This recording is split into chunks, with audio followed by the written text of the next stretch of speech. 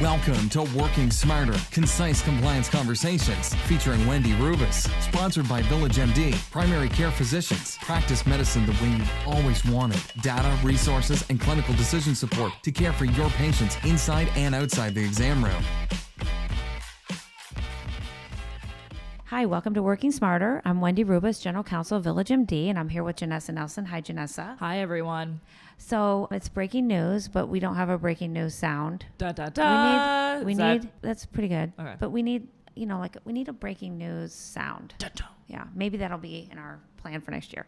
But anyway, we're here with breaking news about the hospital outpatient site neutral payments. And this was something that, was a big change starting in 2019, Really fully implemented in 2020. We talked a lot about it in some of our early episodes, Janessa. Mm-hmm. If you're looking on the screen, you can see all the different changes that CMS had proposed and had ruled as final. The HOPD is just one of those. And if you remember, just briefly, the HOPD site neutralization was really just about bringing parity to how off-site hospital clinics were paid as it relates to on-site or other unaffiliated hospital providers. So Correct. We felt here at Village that was just bringing fairness and bringing costs down for patients. We were very excited about this change. We did a lot of talking about it. It was started 30% in 2019.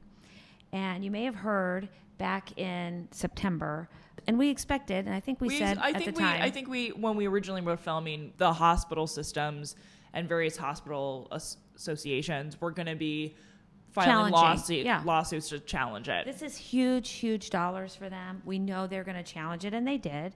And so we saw multiple lawsuits. This included American Hospital Association, other industry groups, and over 40 health systems. I mean, we understand why. This is essentially decreasing the amount of profit that they're going to be receiving over a normal primary care clinic, essentially. Right. So procedurally, there was a bunch of different lawsuits, and they all ended up getting consolidated. But the main thing to know is that they claimed that this was irrational, and they're using arguments that are administrative, somewhat dull, but basically that CMS only has the ability to make payment neutral changes. They don't have the ability to step into and revoke the will of Congress, is sort of the argument that they were making. So I believe, Wendy, that there was a ruling in September 2018 from the judge about all of these lawsuits. There was a ruling, and its current status unclear.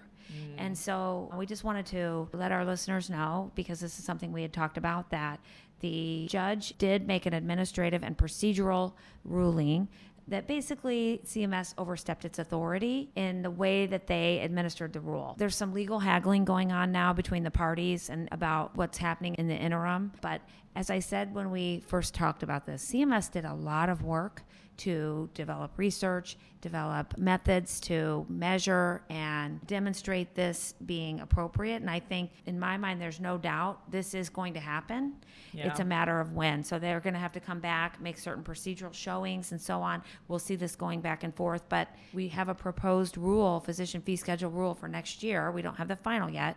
There is additional site neutral payments in that rule. So, I mean, CMS has the data on their side, and this is what they're pushing, and they're going to continue to advocate for this. And so this is not just going to go away. It's not going to go away. I believe this will come. We're going to see this get tied up in court, but stay tuned for more information. What do they say, Janessa? This is a developing situation. This is a developing situation. Maybe that's what we should have. Keep listeners tuned. We're on the scene, but not really. But it's a developing situation, and as soon as we know more, we'll let you know. We're actually reading the legal briefs for you. Yeah, so you don't have to. Thank you to our sponsor, Village MD. We hope you will join us for future concise compliance conversations.